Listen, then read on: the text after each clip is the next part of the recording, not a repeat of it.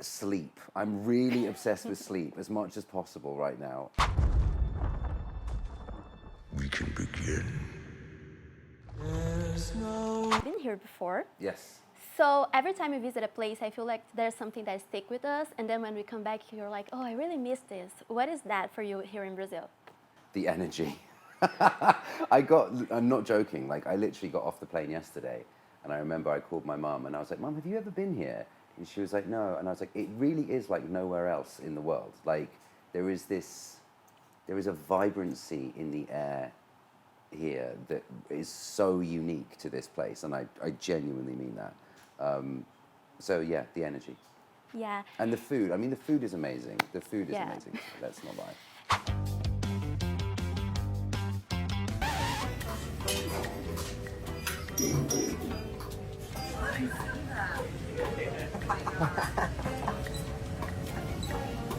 And I think that you talked a lot about like how you became Vecna, like the work you did with your voice, the movie reference, how you listen to music before shooting on set. But I would like to know if Vecna had the like opposite effect on you. Like how did this character and this whole Stranger Things experience affected you, like created as an actor or as a musician? Did it give you something back?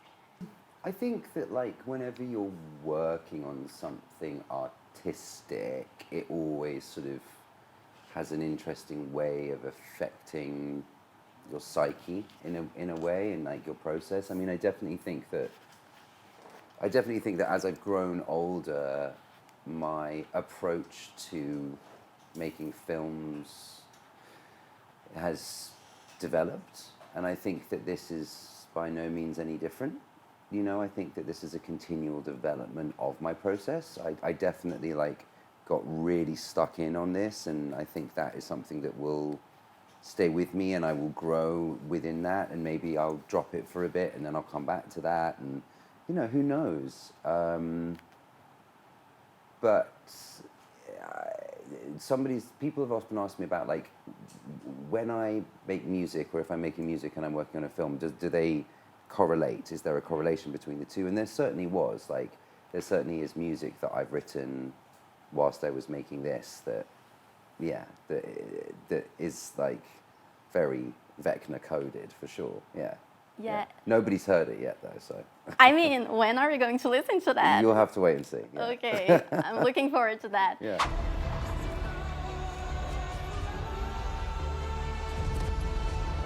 Have many characters, like remarkable characters from your past, and I would like for you to look at them and think, who do you think will have the best shot at surviving at the Upside Down?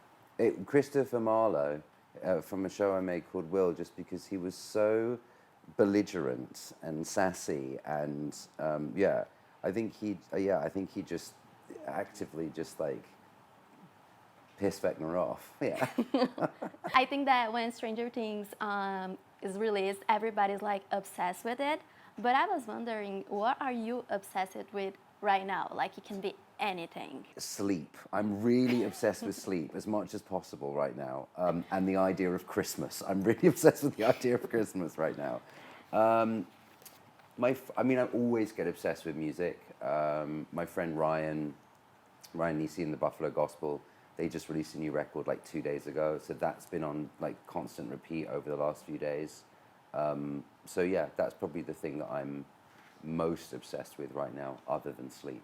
I received a gift yesterday. There were like fans signing the T-shirt for you, and I thought that was really nice that people were saying like, "Oh, I'm your fan ever since you did this or that."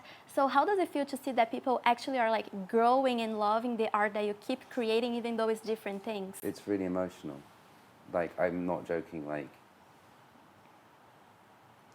I was, stood out there yesterday, and like we talked so much about this show, and I love this show, and it's fundamentally changed so much of my life.